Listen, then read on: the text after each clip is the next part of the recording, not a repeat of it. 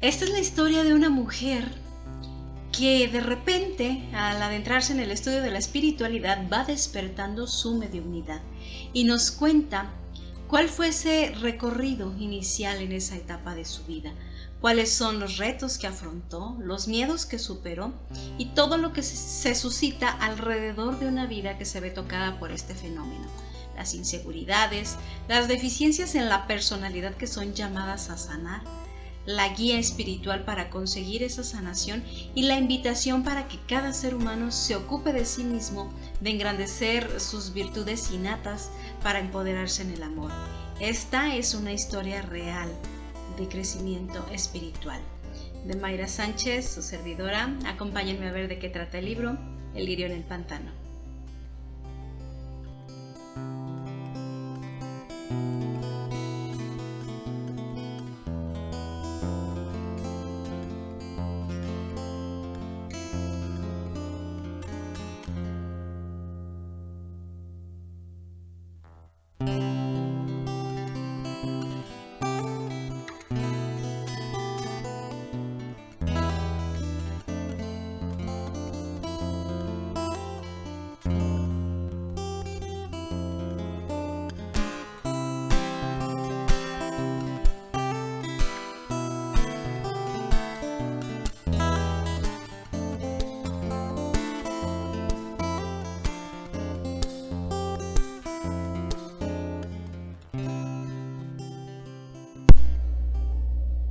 Pues sí, es cierto, ya lo escucharon. Es mi bebé, es mi creación, es también parte de mi historia. Así que será un capítulo muy especial. No es lo mismo hablar de las historias de otras personas, de otros autores, de otros personajes, que hablar de la historia propia. Es un poquito más complicado hablar de uno mismo, pero con mucho amor se los comparto, con el afán de infundir esperanza y de inspirar, que siempre ese es mi objetivo, y dejar en claro que todos poseemos en cierta medida estas percepciones del mundo espiritual, solo que no las hemos desarrollado o no les hemos prestado la debida atención. Pero una vez que lo haces, comienza este camino de crecimiento, comienza esta aventura. ¿Por qué no decirlo así? Porque sí, es una aventura, es un viaje hacia ti mismo, hacia tu interior, hacia tu autodescubrimiento.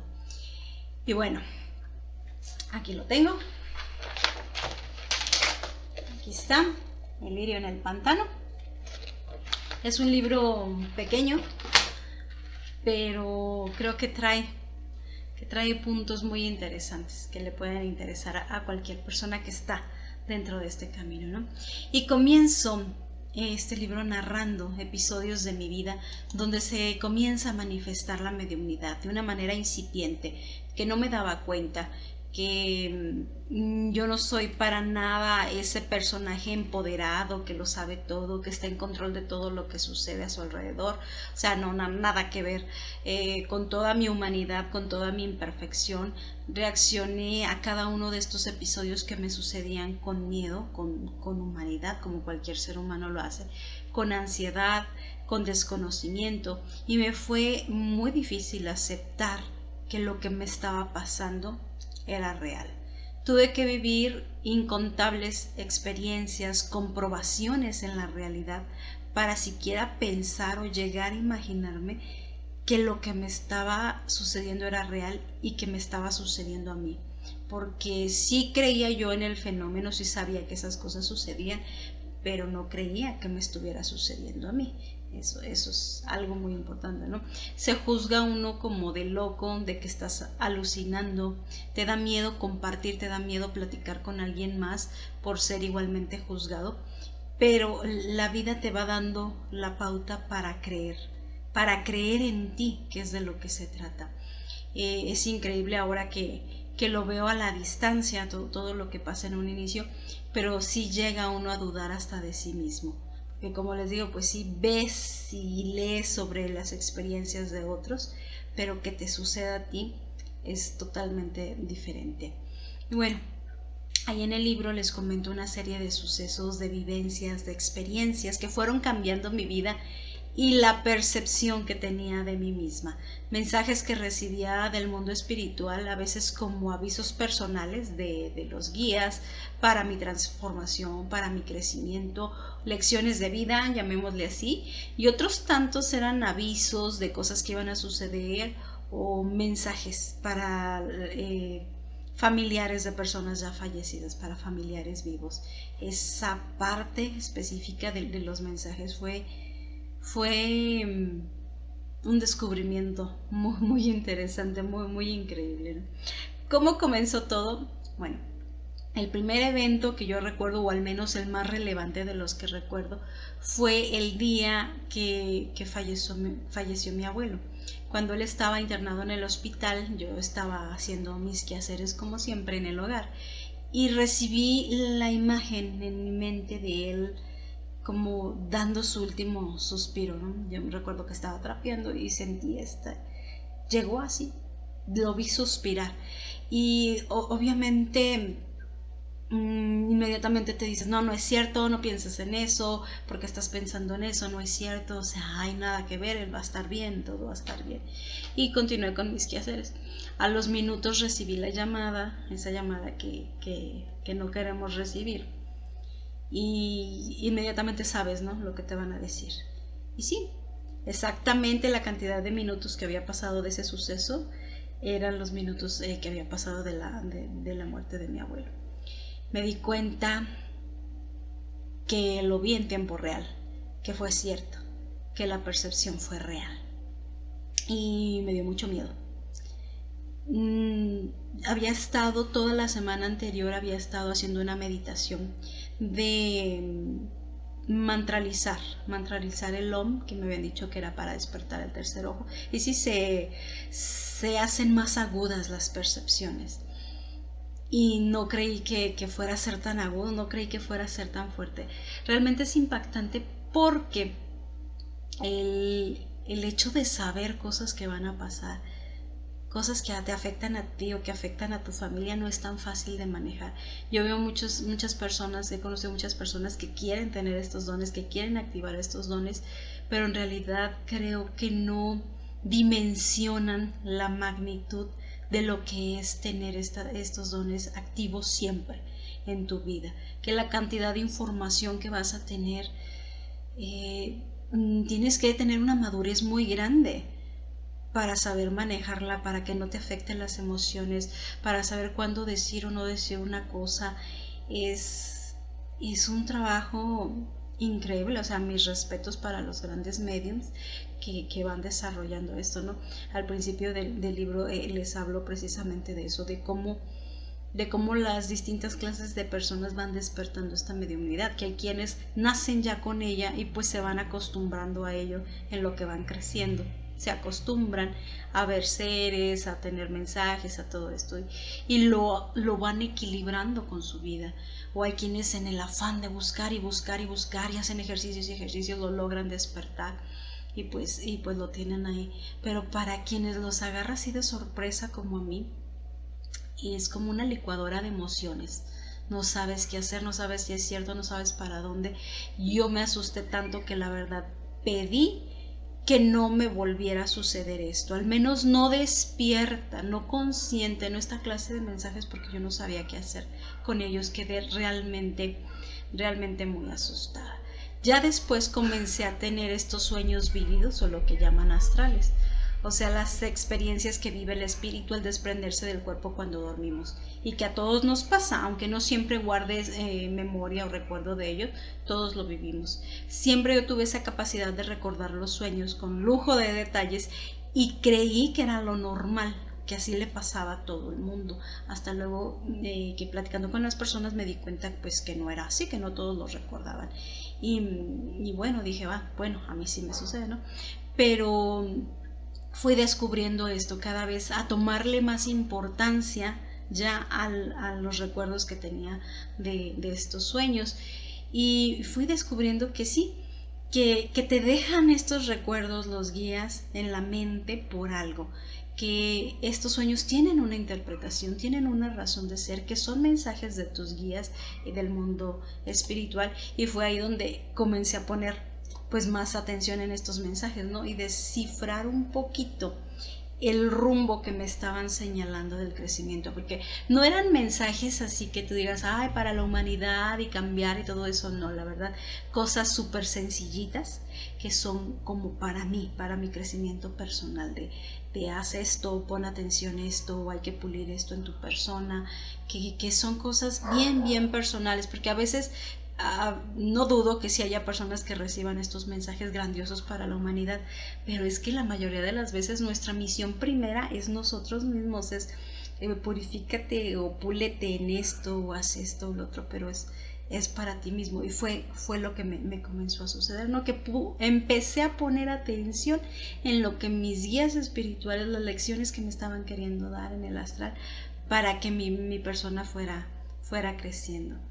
Y en ese sentido, pues estoy segura que mis guías espirituales me fueron llevando de la mano para llegar al conocimiento espírita, para ayudarme con el estudio de la doctrina espírita, que todo lo que estaba viviendo se conjugara y tuviera un sentido, que tuviera una coherencia y sobre todo que tuviera yo una guía perfecta que siempre tuve con ellos, no sólido, porque esto del despertar a veces nos lleva por ciertos caminos o por ciertas desviaciones. Entonces es importante pues hacerle caso a los guías para no perdernos.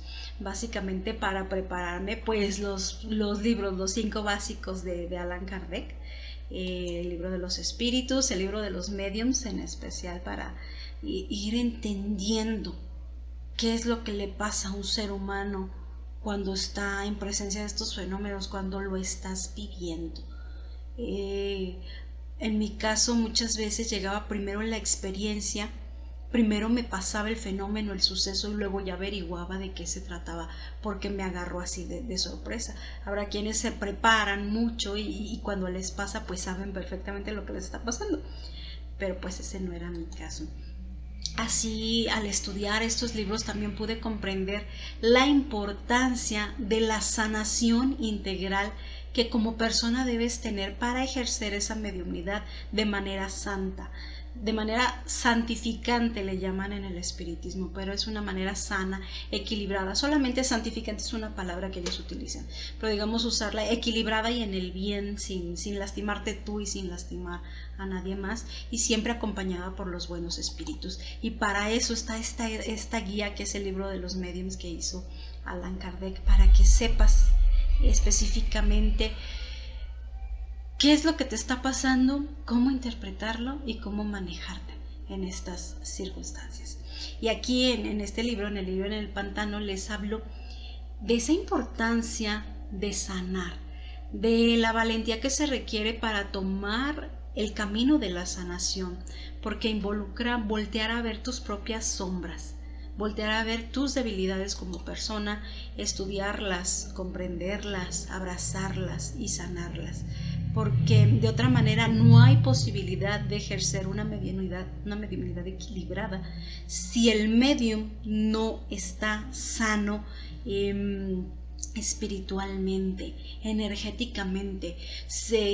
Hablamos también del físico, por ahí hay unas conferencias hermosas en el YouTube, después se las comparto, de un médico espírita que se ha abocado a estudiar el fenómeno de la mediumnidad en las personas, y dice que a veces ciertas enfermedades no tienen explicación científica y no encuentran por qué la persona se está enfermando, cuando en realidad son manifestaciones mediúnicas. O sea, que es un medium que cuando se le acercan los espíritus, esta persona reacciona y la energía, como no sabe cómo canalizarla, la misma energía le enferma.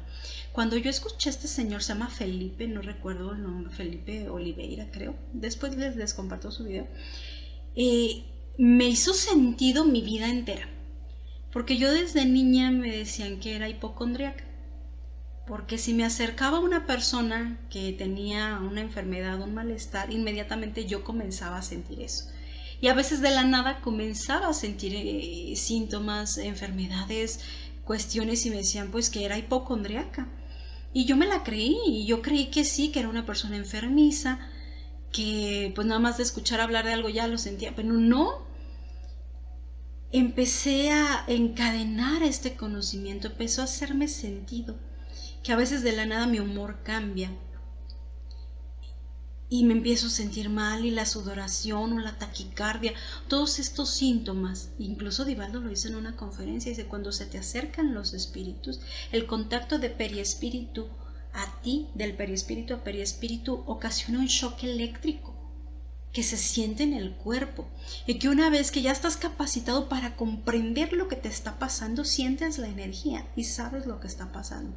Entonces me hizo sentido a mí, que no es que fuera demasiado, que no es que fuera hipocondríaca o enfermiza, es que cada que se acercaba un espíritu a mí, estaba sintiendo su energía, estaba sintiendo su tristeza, su dolor, y a veces de la nada simplemente estás triste y no sabes por qué, estás enojado y no sabes por qué, porque no son tus emociones.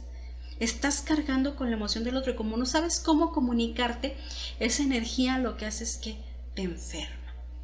Entonces, al hacer sentido todo esto, al comenzar el estudio en el espiritismo, fue una gran liberación para mí, de decir: bueno, ya sé lo que me está pasando, ahora hay que encaminarlo, hay que empezar a sanar los dolores personales, hay que empezar a sanar como persona para poder dar ese servicio, porque si se te despierta ese don, digámosle así, que no me gusta llamarle don porque es una capacidad orgánica que todos los seres humanos tenemos. Yo lo expongo ahí en el libro, es como tener ojos o tener oídos. Todos tenemos ojos y todos tenemos oídos, aunque algunos nacen sin poder ver, ¿verdad? O sin poder escuchar, pero de que los tienen, los tienen. Es igual con la mediunidad, todos la tenemos, todos tenemos esa capacidad, aunque unos todavía no aprenden a utilizarla o no están conscientes, como me pasó a mí en un inicio, que no tenía absolutamente idea de lo que me estaba pasando. Entonces, una vez que yo adquiero ese conocimiento y digo: ok, lo acepto, me está pasando, ¿qué hago? Y vienen los mensajes en sueños de los guías: hay que sanar. Hay que sanar el ancestral femenino, que fue la primera parte a la que me llevaron, a través de una serie de comprensiones, ejercicios. Es tan hermoso esto, que te dan el mensaje en el sueño, e inmediatamente al despertar en mi vida real, le llamo yo, en mi vida real, llegaba el libro, llegaba la conferencia, llegaba la información, llegaba la persona que traía la solución perfecta para lo que me habían indicado. Entonces a mí me indicaron primero sanar mi ancestral femenino, porque venía de una línea de ancestros femeninos muy lastimados. Las mujeres en mi familia traen un bagaje, un costalote de cosas por sanar, y había que empezar por ahí. Entonces ya me llegó la información de conferencias, de muchas cosas por hacer para yo sanar y empoderarme en esa energía femenina. Había que equilibrar eso, habría que equilibrar las pasiones humanas desmedidas, había que centrar las emociones y trabajar el ego. Todo eso hace más fácil que se te acerquen los espíritus buenos, porque si tú mismo tu equilibrio emocional es dispar, o si estás en un ego exacerbado, los espíritus que se te van a acercar pues no van a ser tan buenos, y los mensajes que vas a recibir pues tampoco van a ser tan buenos. Entonces ya el hecho de abrir esa ventanita, de abrir ese tercer ojo, tener esta comunicación, pues va a ser más sufrimiento para ti que bendición. De ahí que muchas personas lo rechazan y dicen: no quiero porque veo cosas feas, porque veo oscuros, porque veo sombras, porque me siento mal, porque me lastiman, porque me enferman. Pues sí es cierto, es porque el medium como tal no tiene el equilibrio para defenderse de eso, y nos puede llevar a las famosas obsesiones, o comúnmente conocidas como posesiones, ¿no? Al colocarte a ti mismo a veces en un lugar de mayor importancia, porque hay personas que les despierta esto y les sube el ego, y entonces dicen: yo soy, yo veo, yo esto, y se colocan en un nivel acá muy alto, y son más susceptibles a que este tipo de cuestiones les puedan pasar. Sí, se ha visto mucho, ¿no? Que de repente el mensajero, el medium, se da más importancia que el mensaje mismo que le están dando los espíritus. Pero para todo esto es importante el estudio, es importante el mantenerse uno equilibrado, es importante saber que uno es el medium, comprender que es el medio para que ellos se comuniquen, que eres un instrumento de la divinidad para servir al mundo espiritual, que tú no eres el protagonista. Y es indispensable para ello el equilibrio emocional, el estudio constante, la voluntad de mantenerse siempre en el bien, o sea, esa lucha cotidiana de decir, no, yo hago lo correcto, hago lo que tiene que ser. Y esa apertura también para estar siendo guiado por la sabiduría de tus guías espirituales, que pues en mi caso lo hacían en sueños. Hay otras personas que tienen una facilidad para canalizar así despiertos, o que cada quien va encontrando sus maneras de comunicarse con sus guías. Para mí lo mejor, como yo dudaba muchísimo de mí, para mí lo único que me era real era cuando me lo decían en sueños. De otra manera me sentía muy insegura. Entonces ese fue mi caso, ¿no? De como les digo, me servía mucho este tipo de comunicaciones en sueños por las resistencias que yo tenía, porque eso es otra cosa, que lucha uno con sus propias resistencias, con miedos, con inseguridades. Me costaba creer que algo que veía en meditación, por ejemplo, era real. Me pasaba mucho que dejaban muchos mensajes en mis meditaciones cuando yo me ponía a meditar, pero me costaba trabajo creer que fueran real, porque decía, no, son producto de mi cerebro, no son. Entonces, por eso en los sueños se me hacía como más verídico, ¿no? También venían intuiciones, a veces que tienes ese sentimiento de que esto va a pasar. Me pasaba mucho con las personas. Llegaba una persona nueva a mi vida o alguien y tenía una intuición de esa persona, y yo creía que le estaba haciendo un juicio, y como tenía ese propósito de quitarme el juicio, de no criticar a las personas, decía, no hagas juicio sobre esa persona. Y no era juicio, era una intuición que me estaba avisando, prevente de tal o cual circunstancia. Y era tan increíble que al tiempo esa intuición se convertía en realidad. Esa persona hacía exactamente lo que yo había visualizado en ese momento. Exactamente así, con lujo de detalles. No puedo dar nombres ni decir ni platicar esa experiencia por no herir susceptibilidades de si ve este video o esa persona, pero me llegó a pasar, así con lujo de detalles y asombrándome a mí misma, porque decía, no puede ser que haya sucedido tal y como yo lo visualicé. Entonces, esas comprobaciones en la vida real te van haciendo creer en ti, porque se van cumpliendo, ¿no? Y lucha uno, bueno, en mi caso yo luché mucho contra eso, contra pensar que eran inventos de mi mente, porque aparte pues yo siendo escritora, dicen, tienes una mente muy hábil porque eres escritora. Y yo pues sí, sí tengo una mente hábil. Entonces yo misma me llegué a cuestionar eso, pero el que te cuestiones también es parte de salud mental, es parte de esa salud mental, de quieras comprobar y quieras estar segura, porque esto no es un juego, ¿no? De tomarlo con seriedad y decir, sí me está pasando, qué tan serio es. Yo lo veo como un síntoma de salud mental, el dudar de ti y el querer comprobar que lo que estás recibiendo es real.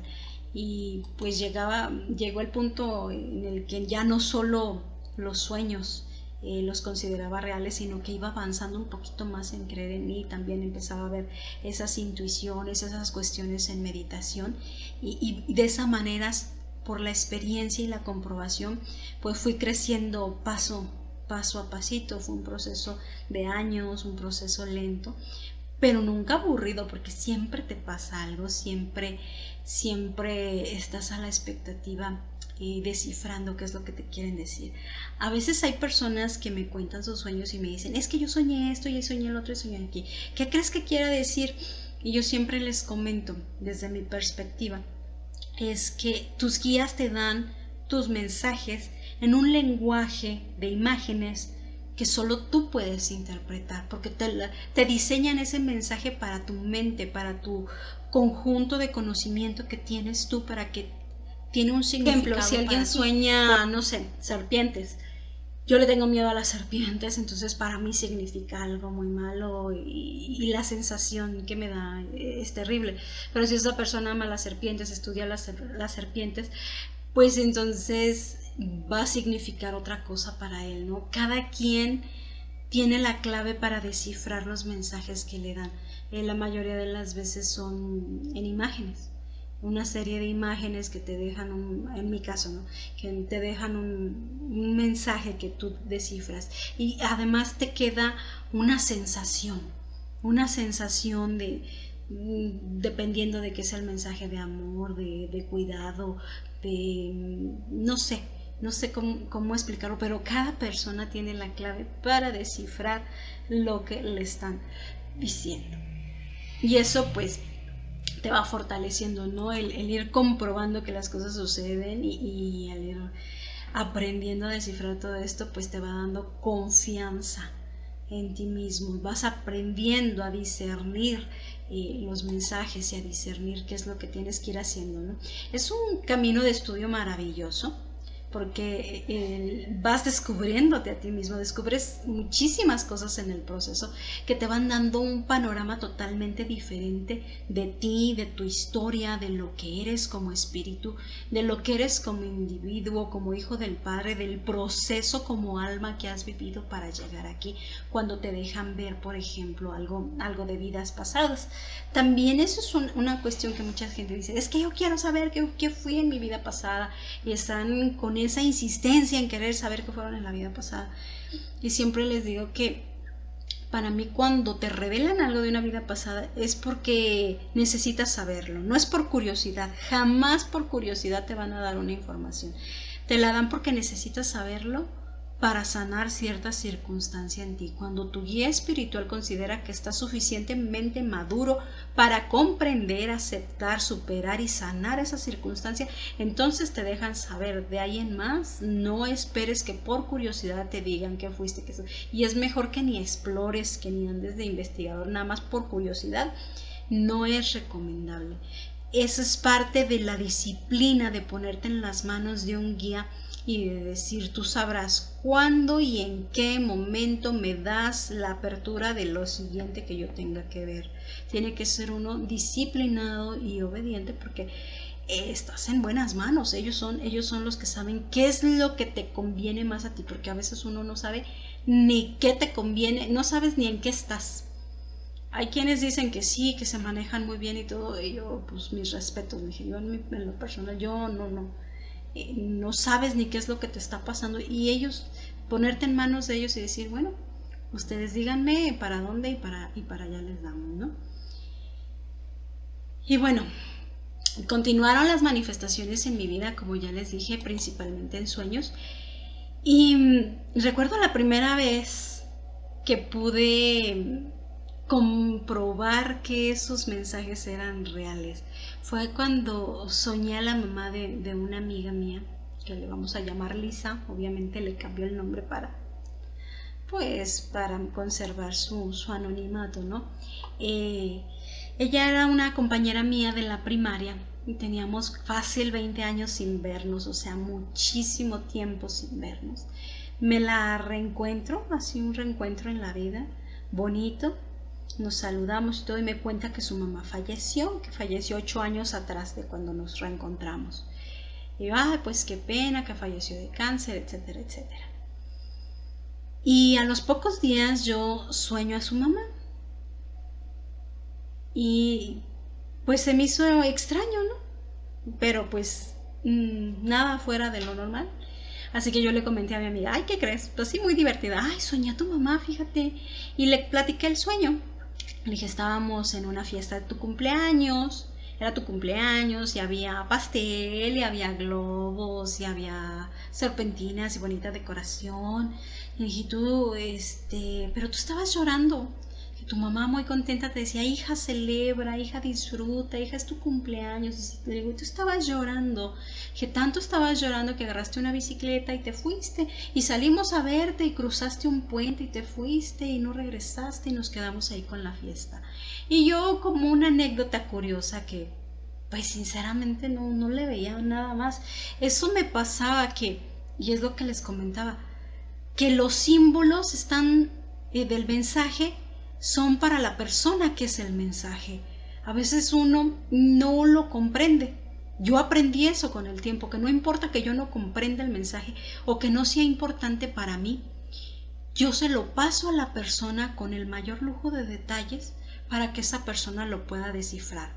Yo a risa y risa con esta anécdota de que ay, soñó tu mamá, y volteo a ver a mi amiga y ella envuelta en llanto, llore y llore, súper sensible, y me comenta lo siguiente, me dice, fíjate, me dice, mi mamá era la única que se acordaba de mi cumpleaños. Desde hace 8 años yo no celebro, porque nadie se acuerda y porque me duele mucho celebrar, porque recuerdo a mi mamá. Dice, y hace un mes yo estaba pensando, dice, desde hace un mes para acá estaba pensando, ya viene mi cumpleaños, ay, mi mamá, dice, y la nostalgia, dice, es inevitable. Cuando pienso en mi cumpleaños, la nostalgia es inevitable, dice, ya está pues a unos días, ¿no? Ya estaba a unos días de cumplir años. Y dice, que me digas esto es tan significativo para mí, porque mi mamá me manda a decir que celebre, que sea feliz, que vuelva a celebrar mi cumpleaños. Y ahí en el sueño se reflejó todo, la tristeza de ella, el querer huir de esa celebración, o sea, me hizo sentido todo y me quedé sin palabras. Sin palabras, yo fue la primera vez que, Dios mío, fue cierto, o sea, es cierto, soñé a esta señora, entonces sí estuve con ella, entonces sí mandó un mensaje, es extraordinario, porque yo dije, pero ¿por qué conmigo? Yo me acabo de encontrar con mi amiga, ¿por qué le mandó el mensaje conmigo pudiéndoselo haber mandado con alguien más? Ahí empecé a comprender que los mediums son como teléfonos entre este mundo y el más allá. Y los espíritus agarran el teléfono que está más cerca, en el momento. Y el teléfono en el momento que estaba más cerca de ella, de Lisa, pues era yo. Y le mandó el mensaje a su niña para que volviera a celebrar y volviera a ser feliz y se olvidara de la nostalgia, ¿no? Se me hizo hermoso, fue un shock, pero se me hizo hermoso poder transmitir ese mensaje y darle algo de paz a mi amiga, a su corazón. Y ojalá fuera tan fácil como paso 1, paso 2 y paso 3 y decirles cómo avanza esto. No es tan fácil. En este proceso yo iba y venía en lo que se trataba de la confianza en mí misma. Sucedía una vez y dije, pues fue coincidencia, ¿no? Se me olvidaba y decía, fue coincidencia ese sueño, fue coincidencia lo que me pasó. Pero luego me volvió a pasar, soñaba otro mensaje y ya me daba miedo compartirlo. Y lo reprimía y decía, no, ¿cómo va a ser? No creo, no pasa nada. Pero yo creo que es normal, ¿no? Es ir y venir en este proceso, porque pues el contacto con los guías no es tan claro como estar en una universidad y levantar la mano y preguntar, oiga maestro, aquí yo no le entendí, ¿no?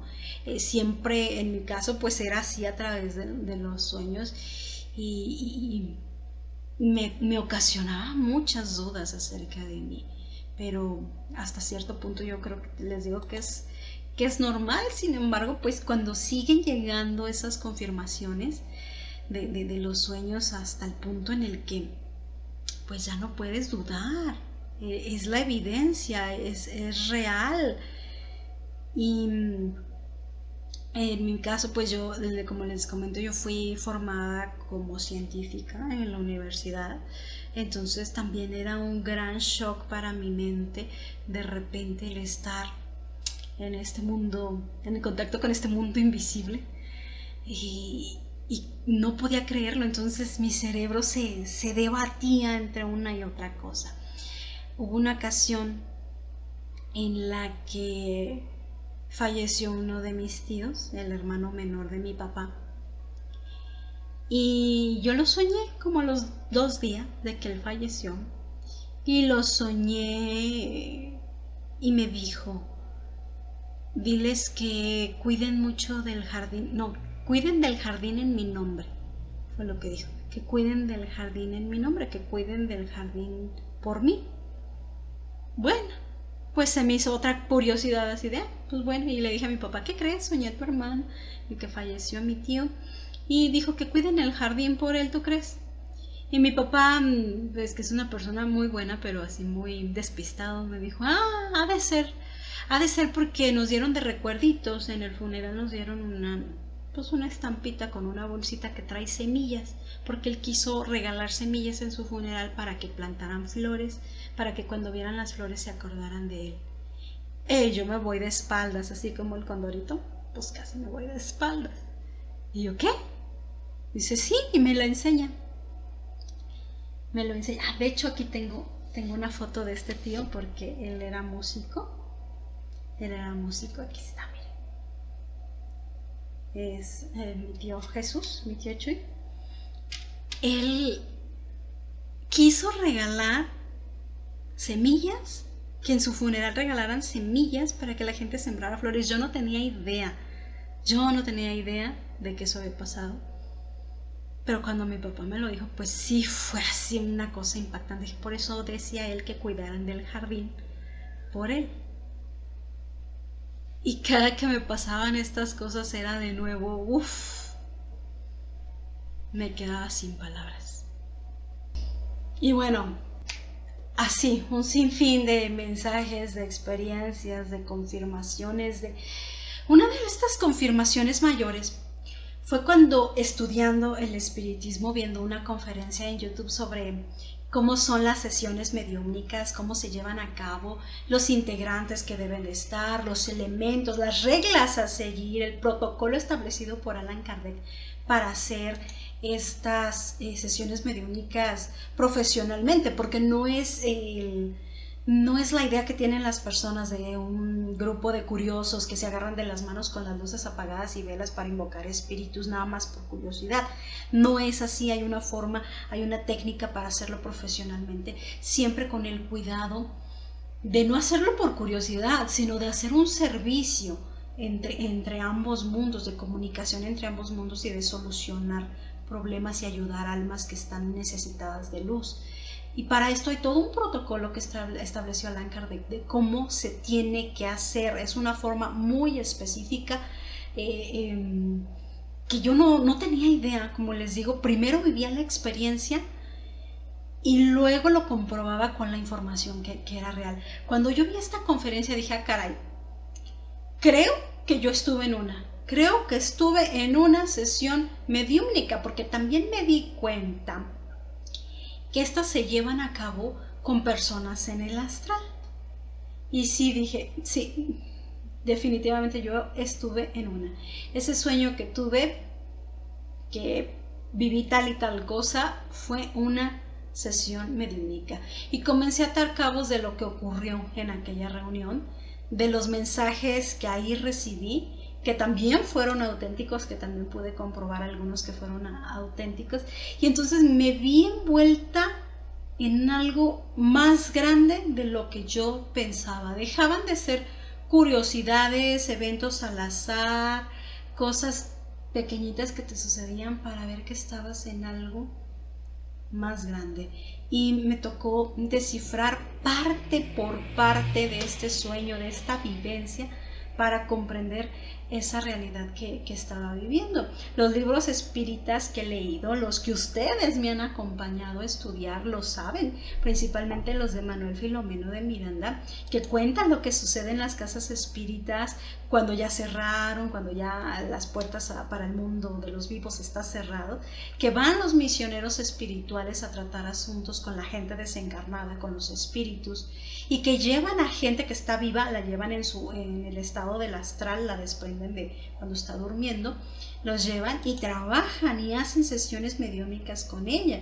Yo cuando leí eso en el libro de Manuel Filomeno, pues me quedaba así, de cómo a ver, y me di cuenta que era exactamente lo que estaba viviendo, lo que me había tocado vivir, ¿no? Y bueno, les cuento uno de esos sueños, una de esas reuniones que fue muy esclarecedora. Me permito leerla como la escribí para no omitir detalles. Fue un sueño vívido a colores, poca luz. Estaba sentada a la mesa con otras 10 personas más o menos, una mesa cuadrada, larga y de madera. Supuse que estábamos ahí para comer. ¿Qué más podríamos estar haciendo en una mesa, verdad? No estaba consciente que era un astral. Para mí era como una experiencia normal de las que vives en la vida. Según yo estaba despierta. Vi a un joven moreno de pie al otro lado de la mesa frente a mí y pensé, ha de ser el mesero. Entonces él se me quedó viendo y sonrió. Vaya que me avergüenzo de eso ahora. Con el tiempo comprendí quién era en realidad. Pero yo, dentro de mi experiencia, creí que iba a comer, imaginé comida y de la nada la comida apareció, así se materializaron unos tazones con fruta, así en la mesa. Vi frutas materializarse en grandes tazones, pero nadie comió. Yo tampoco lo hice, creí que sería de mala educación. Empecé a percatarme de lo extraño de la situación y de las demás personas sentadas a la mesa. Estaban como dormidas, pensé, al igual que yo. Sí, ahí me di cuenta que era un astral y puse mucha más atención. Vi a una señora mayor, rubia y regordeta, sentada a la derecha frente a mí. Estaba con los ojos cerrados y como en trance. Sabía, no sé cómo, que ella se llamaba Ofelia y tenía un parecido, un aire familiar a mi amiga Dalila. Así que se quedó muy grabada en mí. Repetía siempre una frase: estoy cansada, ya me quiero ir. Eso decía la señora que estaba, la que se parecía a mi amiga Dalila. Estoy cansada y ya me quiero ir, decía una y otra vez como en trance: estoy cansada, ya me quiero ir, estoy cansada, ya me quiero ir. Después noté que había personas paradas detrás de ella, y no solamente detrás de ella, sino también de mí. Estaban detrás de todos los que estábamos sentados, como formando un círculo alrededor.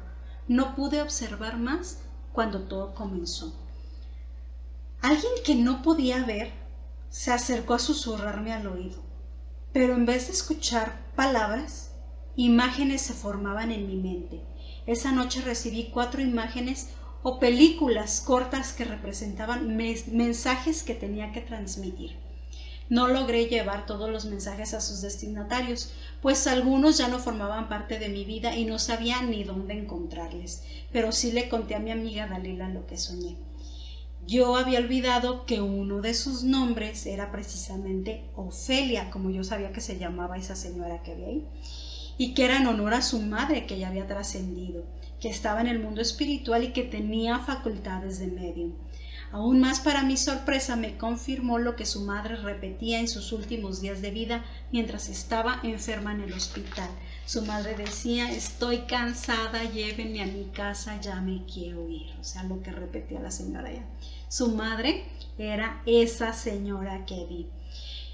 Es difícil guardar esas resistencias mentales cuando los mensajes son tan claros y tienes confirmaciones tan contundentes de ellos. Yo ya no tenía ninguna resistencia.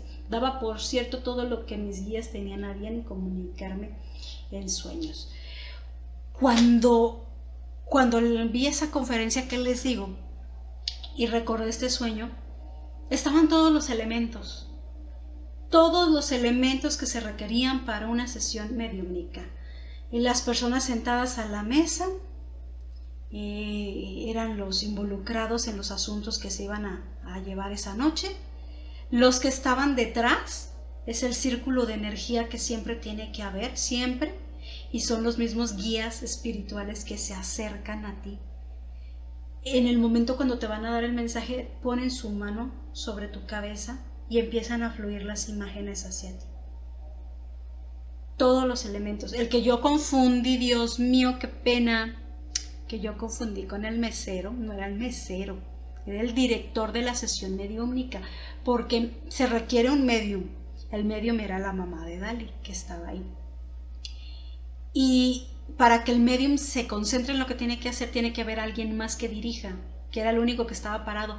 Él era el único que se veía más consciente de todos, porque yo notaba cuáles eran espíritus desencarnados y cuáles eran espíritus en astral. Los espíritus en astral éramos los más aletargados, como dormidos, como si fuéramos zombies, con los ojos abiertos, hagan de cuenta así. Y notas que se desenvuelven mejor los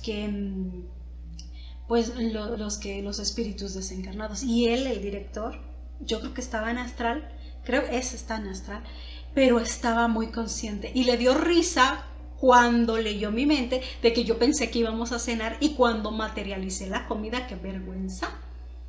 ¡Qué vergüenza! Pero en esos planos así sucede. Cuando tú estás soñando te imaginas algo y eso algo aparece, ¿no? Lo proyectas y aparece. Pues así apareció y pues qué vergüenza que creí. No, imagínate. Pero están acostumbrados a eso. porque pues tratan con muchas personas que van en el astral y no sabemos comportarnos en el astral. Pensamos que estamos dormidos o pensamos que estamos despiertos haciendo cualquier otra cosa, y pues ellos ya están acostumbrados, ¿verdad? No le dieron importancia.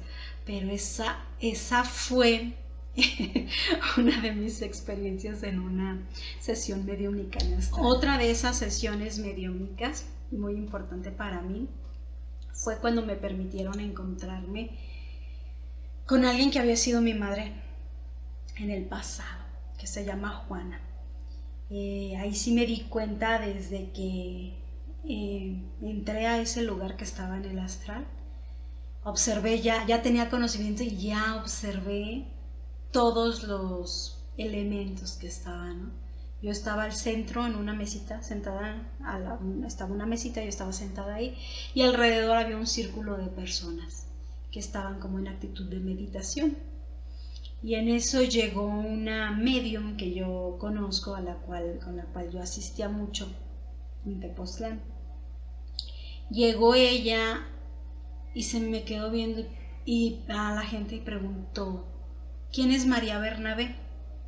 Y de inmediato contesté yo, con una seguridad de yo no me llamo María Bernabé, yo me llamo Mayra Beatriz.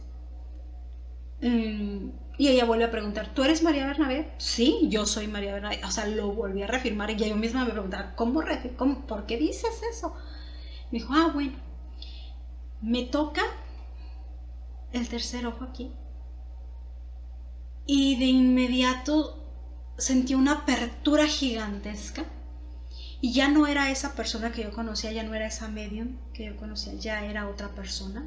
Era una persona indígena, con rasgos indígenas, de pelo largo, canoso, y unos ojos cafés grandes, enormes, de esas miradas en las que ves el universo. Y me veía y me dijo, mientras me tocaba el tercer ojo: no tengas miedo de ver, mírame. A mí en los sueños me cuesta mucho trabajo ver a los ojos a las personas. Y en el sueño me hizo que volteara en el astral y le diera los ojos, y pues vi maravillas en sus ojos. Y yo sentí un amor gigantesco por ella. Yo sabía que había algo, que había una conexión entre las dos, que era algún familiar mío.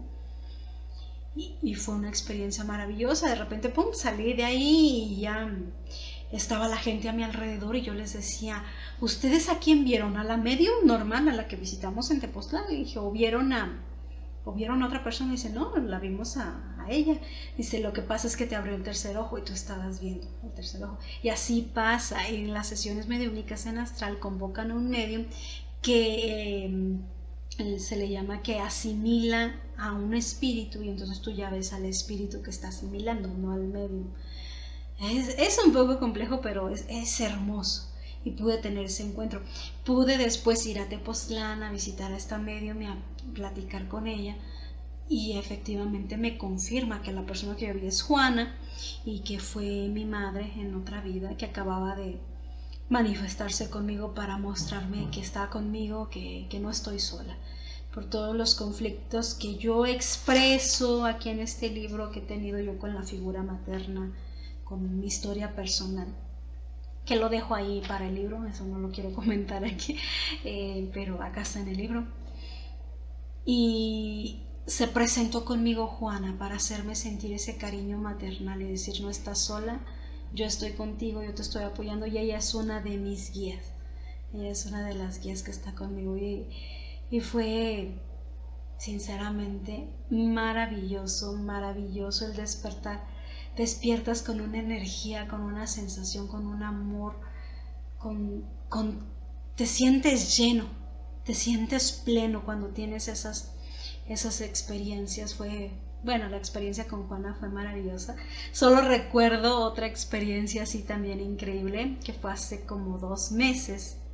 Me soñé con Divaldo Franco, que saben que lo admiro, que yo siempre he querido conocerlo, que siempre fui a verlo en el 2018 al Congreso Espírita Mundial aquí, que fue en la Ciudad de México, pero pues de lejecitos, ¿verdad? De lejecitos lo vi, pero su energía es maravillosa.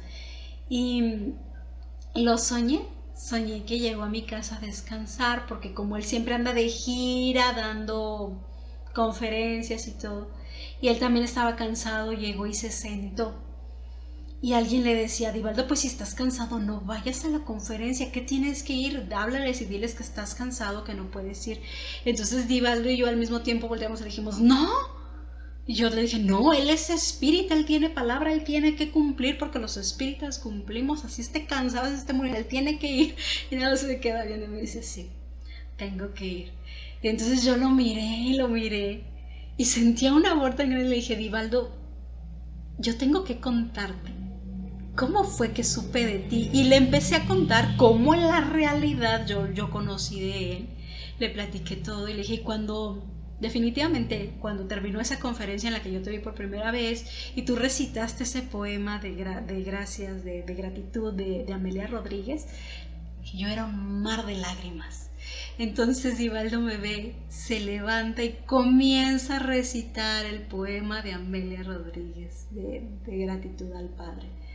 Yo estaba, pero que desbordaba, o sea, lloraba en el sueño, desbordaba alegría. Y me desperté llorando de esa emoción y eso maravilloso. Y ahora que yo sé y que yo tengo esa seguridad que lo que vivimos en el astral, que lo que vivimos en sueños es real, sé que estuve con él, sé que tuve contacto con él, sé que ese encuentro se dio en el astral, sé que pasó a visitarme. Ahí mismo hablé con Juana de Ángeles, con su mentor espiritual, sobre ciertas dudas que yo tenía. Y también vi ahí una cuestión curiosa, que preguntas que yo hacía ella me respondía, pero cuando trato de recordar como que se baja el volumen. Porque cuando no tienes que saber ciertas cosas, cuando no estás preparado para asimilar esa información acá en la vida consciente, no te dejan el recuerdo. Aunque en el astral me haya podido contestar y mi espíritu sepa las respuestas y haya sucedido esa conversación con Juana de Ángeles, no tengo recuerdo más de lo que me contestó porque sé que me le bajaron el volumen para que no recordara. Es muy curioso y tiene uno que tener esa disciplina de entender, ok, no es el momento en el que yo deba saber esa información. Y pues así, han sido infinidad de experiencias que he tenido, unas buenas, otras mejores, otras extraordinarias, otras oscuras, porque no crean que todo es miel sobre hojuelas. También hay lecciones que uno tiene que aprender en los bajos astrales y claro que también tus guías te permiten llegar allá, te permiten ir a ver porque pues es parte del equilibrio, ¿no? De que conozcas una y otra cosa. Y también me ha tocado tener esas experiencias por ahí. Esa experiencia en particular, una que estoy recordando que tuve en el umbral, bueno, mi sorpresa al leer, por ejemplo, el libro de André Luis de Liberación, cuando habla de la ciudad de los justicieros y describe todo, yo dije, ay, por Dios, pero en ese lugar yo lo conozco, ese lugar ya estuve, ya he estado ahí, ya lo he visto por mí misma y recordé que hace años tuve ese viaje, ese sueño a ese lugar. Es una historia que a mí me gusta llamar la iglesia en el bajo umbral, la iglesia en el bajo umbral. Yo no comprendía cómo puede haber iglesias allá, pero ya vieron, los que ya leyeron, los que ya escucharon el resumen del libro de Liberación, saben que hay iglesias y hay sacerdotes en ese lugar. Pues bien, en mi viaje a ese lugar llegué a una iglesia. Era como un pueblo antiguo, medio destruido, medio fantasma, medio abandonado, de tinieblas, de noche, apenas había un rayito de luz que te permitía ver algo. Y vi la iglesia y me metí. Y cuando me metí es una de las sensaciones más horribles que he tenido en mi vida, horribles.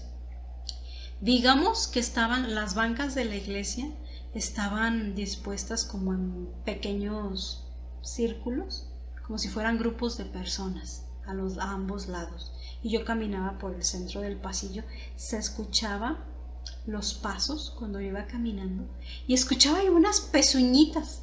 Resulta que el perro que tenía yo en ese entonces era un labrador negro llamado Sam. Estaba conmigo, volteé a ver y estaba conmigo, él fue conmigo para protección extra y escuchaba sus pezuñitas como iba entrando a la iglesia. Y yo volteaba y veía, la gente que estaba ahí estaba petrificada, literalmente no podía moverse. Movían los ojos así, como si fueran muñecas. Oh, me da escalofrío nomás de recordar. Solo movían los ojos, pero podías notar el terror en su mirada. Terror. Y yo avanzaba y avanzaba más y veía toda clase de personas en un estado, como los describe André, andrajosos, sucios, algunos, otros con lesiones, otros desquiciados, pero no podían moverse, estaban así, solo movían los ojos. Me tocó ver uno que incluso estaba el cajón, estaba el féretro ahí y solo movía los ojos también, estaba la persona ahí, era impactante, o sea, era un escalofrío, era una sensación de miedo. Pero sentía el miedo de ellos. Yo, curiosamente, en el astral, cuando vivo esas cosas, soy mucho más valiente de lo que soy en mi vida acá, consciente. En mi vida real, le llamo yo. En el astral, no sé cómo sé cosas. En el astral he hecho exorcismos, he enfrentado oscuros, he hecho tal cantidad de cosas que no sé cómo, que yo no lo haría en este cuerpo aquí, en esta conciencia muy miedosa, no lo haría. Pero allá sí. Allá yo no tenía miedo, yo sentía el miedo de las personas que estaban ahí. Así hasta que llegué al frente donde había un altar extraño, un altar oscuro. Y yo llegué y empecé a hablarles con una seguridad de que no estaban abandonados, de que el Padre no se había olvidado de ellos, de que la luz existía porque lo que yo sentía ahí con ellos es que no creían que existiera la luz, no creían que existiera el amor, no creían que existieran las dimensiones altas de la luz, lo bueno, que habían vivido tanto dolor y tantas vejaciones y tanta angustia que no creían que eso existía. Entonces yo fui a hablarles de que el Padre existía, que la luz existía, que la salvación existía y que estábamos ahí para ayudarles, que por favor acudieran a cierto lugar y que se les iba a salvar a todo aquel que quisiera. Y entonces sentí, ¿cómo decirlo? Sentí que se aproximaba una oscuridad gigantesca. Venía, la sentía flotar hacia mí. Y de repente entró como una sombra oscura a través de las paredes, volando a través de las paredes de la iglesia, y se me presentó así delante, se transformó en una mujer rubia, sin ojos. Los ojos eran oscuros. Y caminó hacia mí. Y en vez de asustarme yo, me quedé tranquila. Y empezó a decirme, ¿por qué vienes a decirles mentiras? Eso no es cierto. Lárgate de aquí, nadie te invito. O vas a enfrentar las consecuencias. Algo así me decía, amenazándome. Yo me acerqué a ella, le di un abrazo. Sí, le di un abrazo y le dije, a ti también te amo porque eres hija del Padre. Ay, no puede ser. Explotó en ira. Yo solo sentí que salía expulsada del templo a través de las paredes y caí por allá en la plaza afuera. Había una plaza, una fuente, un tipo fuente, todo en oscuras y tinieblas, abandonado, en ruinas. Ahí caí afuera, me sacó así. Ya no vi a Sam, ya no sé dónde quedó el perrito, pero a mí me sacó de ahí. Y cuando me di cuenta, había un grupo de personas que estaban alrededor de mí, que me creyeron y que dijeron, nosotros queremos ser salvados, ¿qué hacemos? Pero yo sentía que esa oscuridad venía de nuevo. Le dije, por lo pronto, métanse al agua. Está una fuente así. Métanse a la fuente. Ahí los van a proteger para que no les haga nada. Después tienen que acudir hacia allá. Y volteé y detrás de la iglesia, estaba la silueta de una montaña muy, muy grande. Se veía negra, pero muy, muy grande. En la cima de la montaña, las nubes se abrían para dejar pasar un haz de luz blanca. Y se veía cómo bajaban siluetas de personas a recoger a otras personas que estaban en la cima y se los llevaban. Y les decía, ustedes tienen que ir a la cima de esa montaña porque ahí es donde los van a recoger para llevarlos y trasladarlos a otro lugar.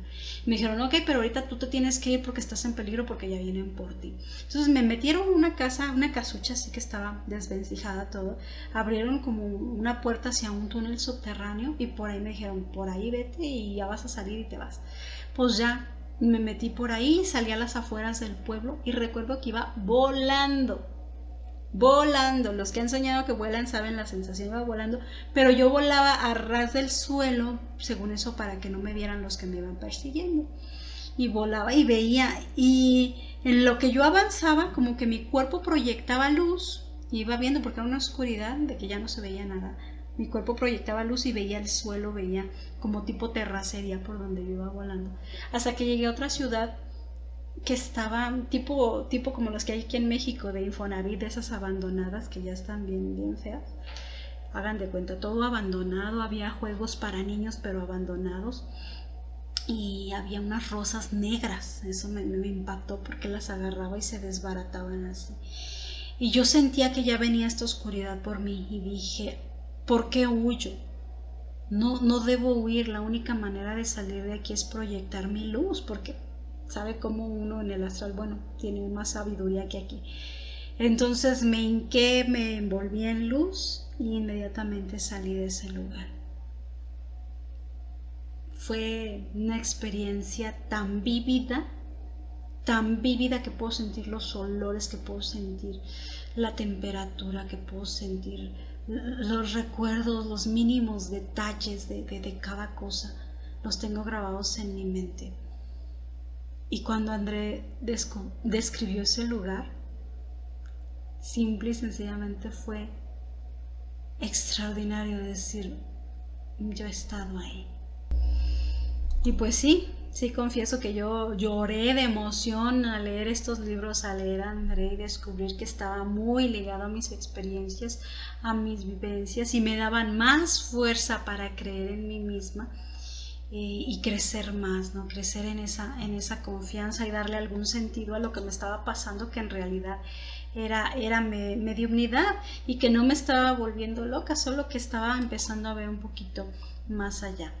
Y pues así, entre revelaciones, lecciones, indicaciones de mis guías, sí fue madurando un poquito más, al punto que consideraron mis guías que había llegado el momento de hacerme una revelación especial sobre mi familia, sobre esos conflictos ancestrales que yo les platicaba, que habían marcado la pauta de los desequilibrios de amor en mi familia. Algo muy personal, de verdad muy personal, que yo me decidí a contar aquí en este libro. Después de mucho pensarlo, después de mucho analizarlo, decidí que sí debía contarlo, porque quizás le pueda servir esa experiencia a alguien más, quizás pueda inspirarle e iluminarle también para resolver su propia historia. Y esta revelación tiene que ver con mi abuela. Yo les cuento, mi abuela es una mujer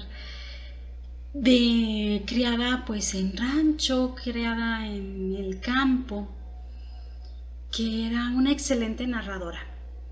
Mis mejores recuerdos de infancia es estando con ella, escuchando las historias que me contaba, que eran fascinantes, de tesoros escondidos, de espíritus, de brujas que volaban en escobas, de todas esas historias tan fascinantes que tenía ella, y a mí me encantaba ir y quedarme con ella a platicar.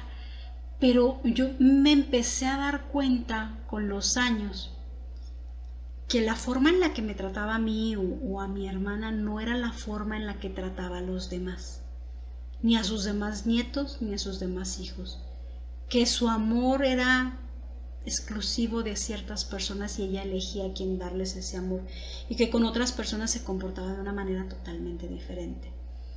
Tengo una prima a la cual aquí en el libro le llamo Sheila, también cambiándole el nombre para proteger su identidad. Y Sheila vivió con mi abuela mucho tiempo y me decía, es que ella no es como tú lo crees. Ella se comporta contigo de una manera diferente. Conmigo es dura, fría, me dice cosas hirientes, me avienta, le llevamos de comer y me avienta el plato, me hace muchas groserías. Dice, contigo es una dulzura y una diferencia, conmigo no. Y yo no era ajena a esa realidad. Yo ya la había visto, yo ya había visto ese monstruo de amargura que ella tenía dentro, incluso para tratar a su propio esposo, a mi abuelo, el que falleció, y una relación de odio muy extraña. Y en esas visitas, cuando yo crecí, tenía fija la idea en mi mente de querer escribir un libro de ella, de querer escribir un libro con todas las historias que ella me había contado. Entonces empecé a hacerle una serie de entrevistas. Iba todos los días y grababa en video y grababa en audio y le tomaba fotografías y tomaba notas de toda su historia, de todo lo que ella había vivido, porque yo le iba a hacer su libro. Y le dije, quiero hacer un libro de usted. Y me dijo, está bien, solo con 2 condiciones. Me puso 2 condiciones. Uno, dice, que hagas el libro cuando yo me muera. Y otro, que me pongas por nombre Benita. Yo me quiero llamar Benita, para que no pongas mi nombre real. Y pues eso hice, ¿no? Le puse el nombre de Benita. Cuando estuve recopilando toda la historia, me di cuenta que había más que contar, más que las historias de ella. La misma vida de ella era muy interesante. Y quise indagar más y encontrar los porqués de su vida. Hay un capítulo aquí en el libro que yo le llamo Enterrada Viva, porque yo considero que ella ha estado así desde hace más de 30 años. Mi abuela no sale de su casa más que para ir al doctor. Para otra cosa no sale. Ella ha estado enterrada viva en su habitación, solo con la televisión, aislada del mundo, esperando la muerte, enojada porque la muerte no llega, porque la muerte la evade. Y cuando tratas de hablar cosas de conciencia con ella, de decir, si tenemos todavía vida es para analizar nuestros actos, para arrepentirnos, para pedir perdón, para muchas cuestiones, me topé con una pared gigantesca que no quería escuchar. Y me empezaba a intrigar más el origen de tanto odio, el origen de tanta amargura, el origen de tantas cosas, de algo que yo le llamo la maldición familiar. La maldición familiar es que las madres, las mujeres de mi familia odian a sus hijos. ¿Por qué razón? Yo detecté eso y quise investigar. Y sí, en su vida encontré muchas causas, muchas razones de cuando su mamá murió. Ella tenía como 8 años. Y dice que antes de morir la mamá le dijo que le daba pena morirse y dejar solo a su hermano. Dice, no por ti, me da pena morirme por tu hermano. Y desde ahí ella sintió ese abandono y ese decir, ni mi mamá me quiere. Eso lo expongo yo mucho en este libro del conflicto que nos ocasiona a las personas vivir con ese sentimiento de ni mi mamá me quiere. De que cuando la persona que te debe amar nada más porque naciste y nada más porque eres, no te ama, ocasiona un trauma muy grande en la personalidad de las personas y no muchos lo pueden superar. Hay algunos que repiten los patrones y terminan dañando a sus familias también muy, muy seriamente, que ese es el caso de la maldición familiar. Haciendo esta investigación para este libro, encontré las causas en esta vida, lo que yo creía que era el origen, ¿no?, de esa maldición familiar, pero mis guías espirituales dijeron, espérate, queremos que veas el verdadero origen, porque todo lo que nos está ocurriendo no es nada más de esta vida, lo sabemos, ¿verdad? Los que estamos estudiando ahorita la doctrina espírita, los que me han acompañado a leer estos libros, sabemos que no todo es de esta vida, que traemos a cuestas cantidad de cosas, experiencias, enemistades con espíritus, situaciones, karmas. Traemos una madeja de situaciones que nos hacen vivir estas circunstancias. Entonces mis guías decidieron que era momento de mostrarme dónde comenzó todo esto. Entonces, en un sueño astral, en un viaje astral, mi abuelo, el que había fallecido, el que les conté al principio, mi abuelo me llevó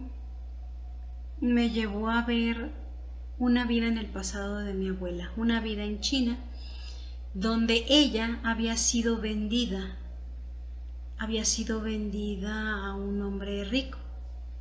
Le habían vendido su inocencia, su virginidad, Y luego los hermanos, que eran muy burlones con ella, pues le hicieron la vida de cuadritos, ¿no? Ella era una mujer muy hermosa, una niña como de 14, 15 años, hermosa, con un pelo negro lacio, preciosa, finita, menudita, delgadita, unas facciones muy bonitas.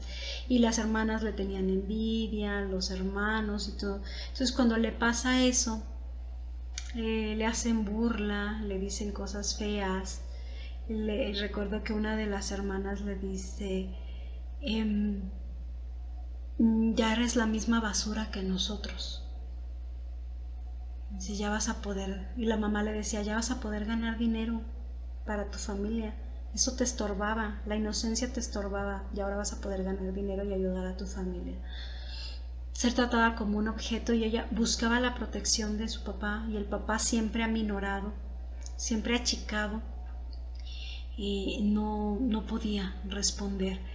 Era el origen de este matriarcado tóxico que estaba presente también como maldición de la familia, ¿no? Entonces ella empieza a morir por dentro, empieza el espíritu a marchitarse y le toca, llega el hombre que quedó fascinado con ella y la compra, definitivamente se la compra a su familia. Entonces la mamá feliz porque mira, vas a tener dinero, vas a ser de alta sociedad, vas a poder ayudar más a tu familia, esto es bueno para ti, pero ella sabe que ahora se va a vivir con el verdugo, ¿no? Con el hombre que odia. Veo cómo pasan los años y ella se sigue llenando de odio y veo cómo tiene muchos hijos de este hombre y odia a los hijos porque son producto de esa relación extraña. Ella se debate, sí, siente cierto cariño maternal por instinto hacia sus hijos, pero también siente este odio y le gana el odio a manera que se va endureciendo. El único consuelo que tenía era una hermana que ella tenía menor, una hermana menor que ella amaba y que la visitaba, y a la hermanita le contaba historias, le contaba muchas historias y la hermanita fascinada con las historias. Pero crece, pasa el tiempo y de repente ve como el esposo, el viejo libidinoso, empieza a ver a la hermanita, que ella es una adolescente, con otros ojos, y antes de que le vaya a pasar lo que le pasó a ella, lo mata. Todos los días ella le preparaba un té de no sé qué hierbas, y un día simplemente pone otras hierbas y lo mata. Y pues nadie sospechó de ella ni nada, era una muerte natural porque el señor ya era muy grande, pero lo mató. Y yo veía esta relación extraña con sus hijos terminaron de alejarse de ella, y cuando tuvo nietos tampoco se le acercaban porque era una persona muy complicada, y solo su hermana era la que estaba con él. Su hermana pues pudo estudiar y quería escribir un libro sobre las historias que le contaba, ¿no? Era tremendo para mí ver eso, porque me identifiqué en esa vida quién era yo era la hermana menor. Todavía no sabía nombres, no sabía cómo se llamaba, no sabía nada, yo nada más veía lo que sucedía. Quería escribir un libro de las historias, entonces le dijo, pues que si lo escribía, y él dijo, sí, escríbeme un libro, está bien. Pero a medida que iba indagando, se le hizo más interesante escribir un libro de la vida de su hermana. Y era así, me volaba la cabeza, porque se repite la historia. Tanto ella como yo, que somos la misma persona, nos acercamos para escribir un libro de sus historias, terminamos seducidas por la historia personal y escribiendo de su historia personal. En aquel entonces, en aquella vida, se publicó el libro, contó la historia de cómo la vendieron, de cómo la familia, y fue terrible, ella se enojó mucho con su hermanita, se enojó mucho, rompió relación con ella y se encerró en su casa a vivir así como enterrada viva. se sintió muy herida, muy traicionada de que hubiera expuesto lo que para ella era una vergüenza, ¿no? Porque se hizo famoso el libro, porque todos querían, no sé si era el libro o era una historia, creo que era una historia en un periódico o algo así, no recuerdo, no tengo claro, pero la buscaban como periodistas, como gente que quería saber. Y sentía ya mucha vergüenza, entonces rompió la relación con su hermana y su hermana siempre vivió con la culpa de que la había lastimado, de que la había traicionado.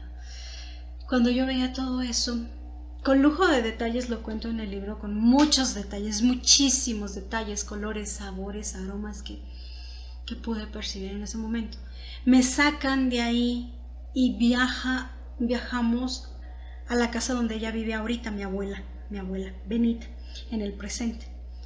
Estábamos en la cocina y ahí estaba mi abuelo, el que falleció, y ahí me di cuenta que era astral, y yo dije, usted ya falleció y está aquí. Mi abuela estaba acá ocupada pelando cebollas, haciendo una cosa y llorando, y yo dije, entonces usted fue el que me llevó, y me di cuenta que fue mi abuelo quien me llevó. Y mi abuela levanta la cabeza y me dice, ahora ya conoces mi vergüenza. Ahí me di cuenta que la historia era de ella, que a ella le había pasado, que ella era ese personaje, ¿no? Y mi abuelo se levanta, se va caminando así hacia la nada, solamente ve hacia el cielo y dice, dile que este año va a llegar el frío más pronto. Si algo había de lo que ellos podían platicar sin pelear, era del clima, y siempre hablaban del frío, del calor, etc. Entonces ahí hubo una comprobación de que en realidad era mi abuelo que estaba ahí. Despierto con la cabeza así, ¿no? Identificándome quién era yo en la historia, quién era ella, qué es lo que había pasado, cuál era el origen, absolutamente todo. Me venían a la mente frases que mi abuela siempre repitió.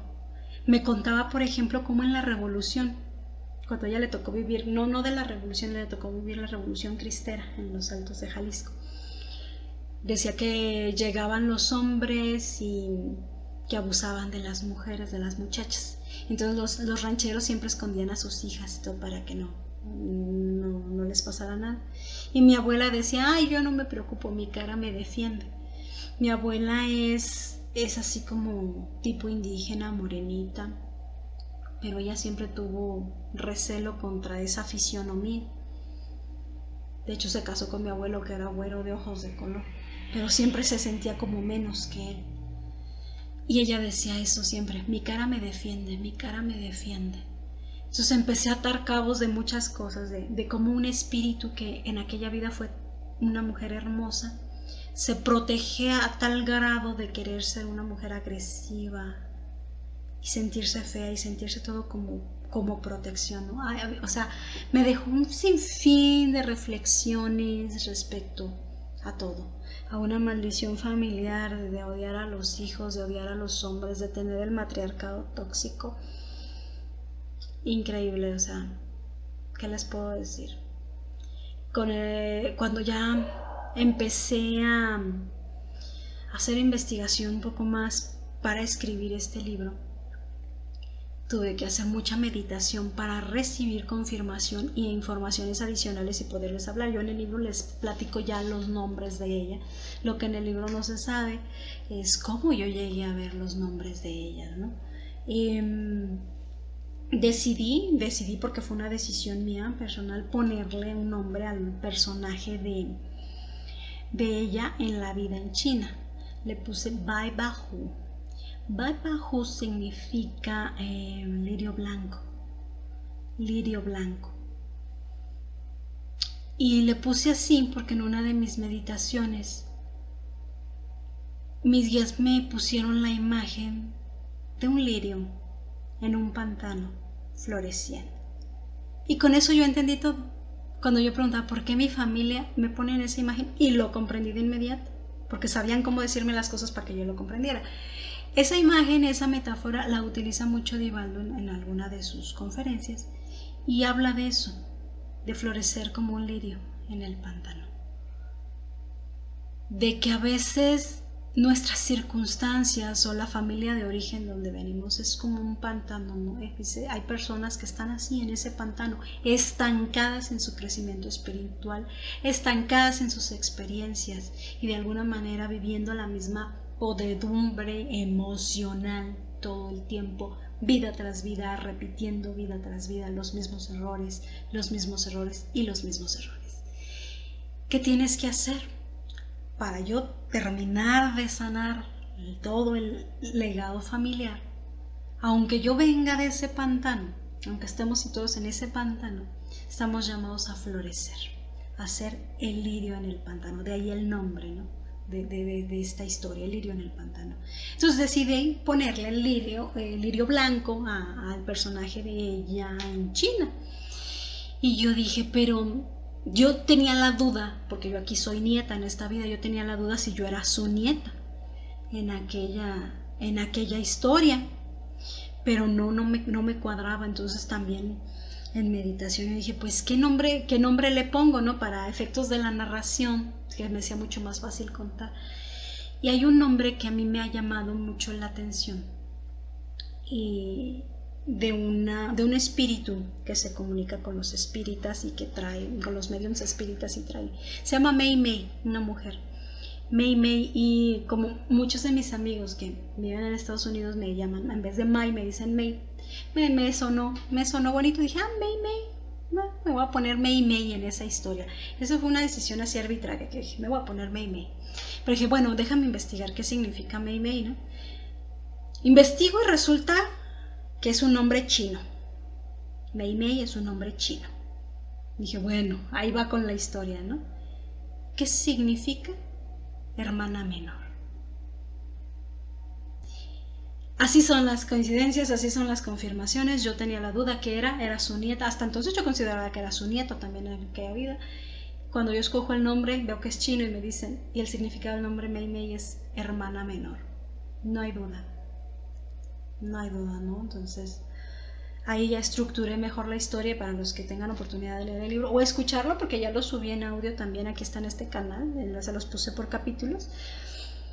Van a ver que está ahí más estructurado la historia. Y pues pasó así, ¿no? Así fue como puse los nombres y llegan las confirmaciones. A veces parece magia, a veces parece como que, pero fue coincidencia, pude haber escogido cualquier otro nombre, pero no, escogí ese, y ese traía su información y traía todo su bagaje y traía todo. Entonces así es a grosso modo algunas de las cosas que me ha tocado vivir en este despertar de la mediunidad. Y pues sí, pues muchas fueron las aclaraciones que me hicieron en este viaje astral y en otros tantos.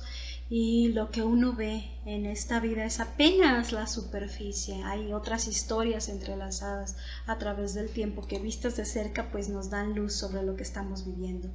Pude comprender más a mi abuela y me sorprendió en sobremanera, pues sí, la historia de Mei Mei, ¿no? Cómo le escribió su libro, cómo tantas concordancias, cómo yo estaba escribiendo etcétera. Fue mucho, de repente fue mucho, me dio un poco de miedo. Yo estaba haciendo de alguna manera lo mismo que Mei Mei, inicié queriendo escribir sus cuentos, ¿no? Y terminé escribiendo su vida. Temía lastimarla, igual que la lastimó Mei Mei. Y me cuestioné si escribir este libro era lo correcto, si publicarlo era lo correcto. Después me llegó el entendimiento y vi que mi historia puede ayudar, puede ser también mucho de lo que alguien más esté viviendo, estas incertidumbres sobre sus dones, sobre sus vivencias, sobre su vida familiar. Así que sí, me decidí a compartir. Escribiré también en algún momento pues su libro de cuentos, que fue lo que le prometí. Es una promesa que le hice y que también espero contar. Por lo pronto yo me quedo con el mensaje que mis guías me dieron respecto a estas ciertas familias como la mía. Ellos me dijeron que lo que me dijeron con esta metáfora, ¿no? de delirio en el pantano, que hay familias, hay personas que son como este pantano estancado, donde nada circula, ni el amor, ni la caridad, ni el interés, ni la fe. Todo está ahí suspendido en el tiempo y pudriéndose, pero aún ahí florece la vida. Florece un lirio que, aunque sus raíces estén en lo profundo de las aguas estancadas y olorosas y fétidas, el lirio florece. y nos llaman a eso, a ser ese lirio, nos llaman a florecer. Y pues termino el libro haciendo esa invitación de todos a florecer. Es un pequeño libro, está cortito, pero está sustancioso. No quise ahondar en más reflexiones personales porque también deseo que cada quien tenga las suyas propias, que tenga sus propias revelaciones al ir siguiendo el relato.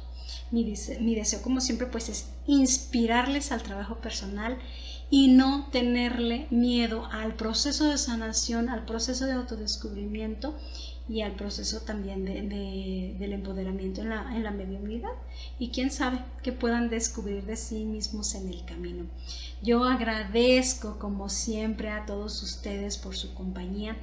Hoy como siempre les dejo aquí el link de descarga del Lirio en el Pantano para quien lo quiera imprimir.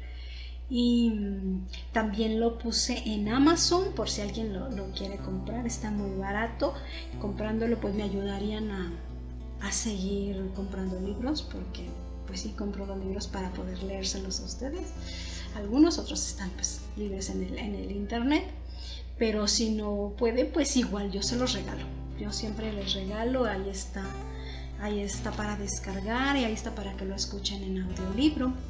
Y pues nada, me encantó compartirles con ustedes un poquito de mi proceso, pues un poquito diferente este video, ya se alargó demasiado, pero bueno, espero que les haya gustado, que algo de mi vivencia personal pues les haya tocado a ustedes el corazón. Y nada, pues gracias, hasta la próxima.